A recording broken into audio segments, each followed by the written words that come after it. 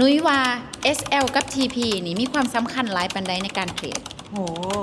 ความสำคัญโคตรหลายเลยถึงว่ามันเป็นเรื่องหนึ่งที่ว่าเฮาพลาดบ่ได้นะ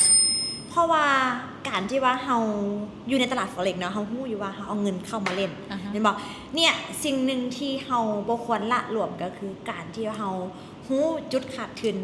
และก็จุดตัดกำไรก็คือ SL คือ TP นั่นแหละเนาะแน่นอนถ้าว่าเป็นนักเทรดคนหนึ่งที่เข้ามาแล้วโบฮู SL โบฮู TP การที่จะบริหารพอร์ตให้เติบโตให้มีเงินให้สามารถสร้างกำไรได้นั้นเป็นเรื่องที่ยากหลายเพราะว่าอย่างการที่ว่าเฮาแบ่งความเสี่ยงเนาะเขาเรียกมาแบ่งความเสี่ยงในเรื่องของเฮาจะเข้า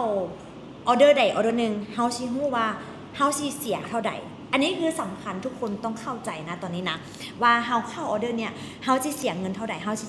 สิกล้าขาดทุนได้เท่าใดอันนี้สำคัญแห่งเลยเนาะเพราะนั้นน่ะการตั้ง SL หรือว่าการตั้ง TP เนี่ยเป็นเรื่องหนึ่งที่ว่านักเทรดมืออาชีพและนักเทรดทุกคนควรมีเนาะอย่างน้อยๆมันกระโบเฮ็ดให้เฮาพอร์ตแตกแน่นอนมื้อนึงเฮาเสียเฮาก็จะเสียในจุดที่ว่าเฮายอมรับความเสี่ยงได้แล้วเพราะฉะนั้นเป็นนักเทรดดีๆอย่าลืม SL และอย่าลืม TP เด้ออันนี้มันขอคิดเล็กน้อยจากนุ้ยซาลาเทรดเดอร์